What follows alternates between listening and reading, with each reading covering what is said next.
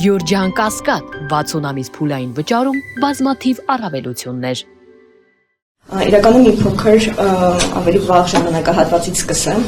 16 թվականից դեռևս ապրիլյանից, երբ որ արձանագրեցինք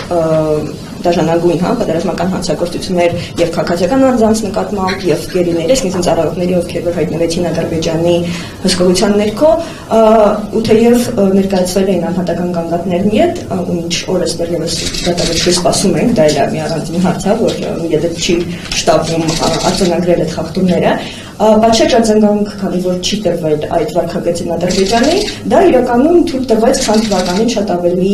լայնածավալ եւ բազմաթիվ հանցագործություններ գործել պատերազմական,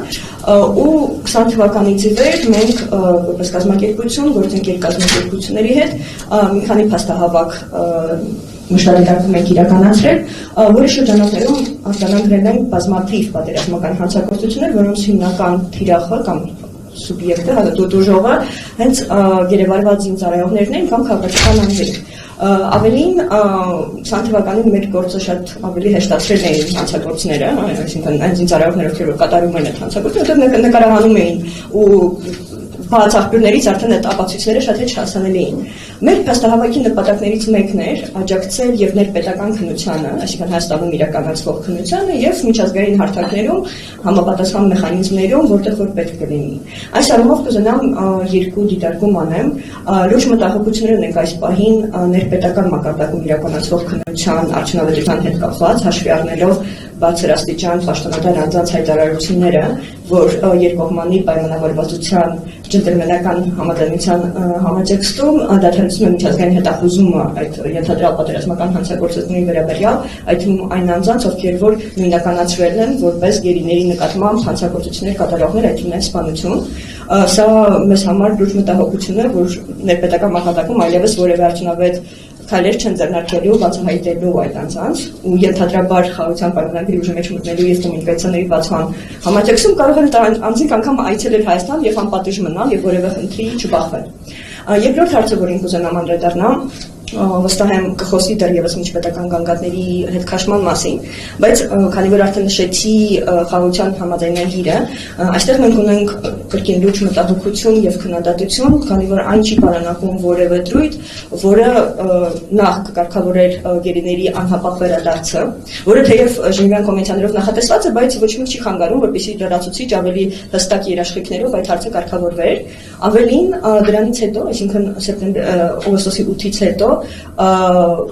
բարձրաստիճան պաշտոնատար անձանց հայտարարությունները Հայաստանի շատ ավելի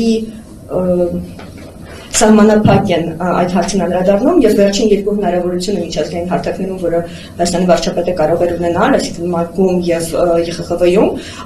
դա մենք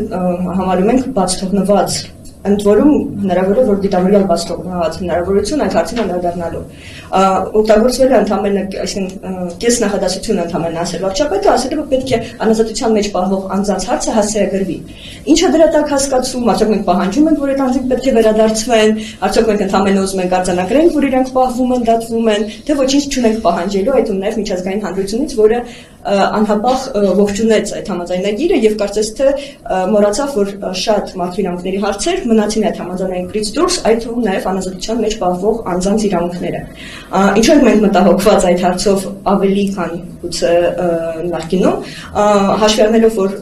այն արդյունավետ պաշտպանության միջոցները, որոնք որ օգտագործվել էին, բայց հիմա Հայաստանը հրաժարվում է դա կիրառեն, Ադրբեջանը մեկուսացվել է, ինչպես դուք նաև նշեցիք, ոչ միայն Կարմիր խաչի գործունեության դադարեցման համատեքստում, այլ նաև ՄԱԿ-ի գործակալությունների եւ փակման եւ իրենց գործունեության նվազեցման արտաքին որևէ մշտադիրքման միսիայի կարող է միշտ մերժել, որպեսզի այս կատարեն, այսինքն ստացվում է, որ ըստ էության որևէ անկախ մշտադիտարկման հսկողության process չկա։ Ավելին Ադրբեջանի օմբուդսմենը դա այն մեխանիզմը չէ, որի վրա կարելի է հույս դնել, վստահ լինելով, որ կայցելեն ու կարձանագրեն խնդիրները, եթե դրա կարիքը լինի։ Ինչու ենք վստահորեն դա պնդում, դա ենթադրություն չի, դա փաստահեն պնդում է, որովհետև 20 թվականից հետո հայրենադարձված գերիները, հետ խոսել ենք, արձանագրել են, որ ըստ էության նրանց նկատմամբ բռնությունը կիրառվել է եւ փաստաբանների ներկայությամբ, այսինքն հանրային պաշտպանի, որը որ ձևականորեն տրամադրվել է, եւ բուժ անձնակազմի ներկայությամբ, որոշ դեպքերում անգամ մասնակցությամբ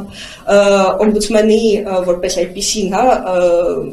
գործունեության մասին անգամ կեսբար չանել նշել, որ ինքը այցելել է կամ գոնե ինչ-որ երաշխիք ապահովել է։ Այսինքն այս անձինք, ովքեր որ մնում են 23-ը, որ հաստատված էր կամ ավելին, մնում են լրիվ անպաշտպան, ինչպես դուք նշեցիք, իրականում այստեղ ես գրքին կուզենամ շեշտադրել, որ մենք ունենք արդեն 7 անձ, որոնք որ արդեն դատապարտվել են եւ այլևս հանրային դաշտում չեն երևում, այսինքն իլրոմեն այն 5-ը որ շնորհ նշեց, մենք ունենք 23 թվականին, հա, ազատությունը ձեռքված քաղաքացիական անձինք, ում գրքին պատերազմական հանցագործությունների համար դատապարտել են եւ նրանց որպես թերության մասին միակ տարբերակը իմանալու դա իրենց ընտանիքների հետ կմահաճույքով տրամադրված զանգերն են, հատկապես հաշվի առնելով, որ դրանք վերահսկվող զանգեր են, այսինքն հնարավոր չի ասել, այսինքն վստահ ենք, որ այդ անձինք երբեք չեն կարողանա հստակ ասել, թե իրենց հետ ինչ է կատարվում եւ նրանք ունեն աջակցության կամ պաշտպանության կարիք։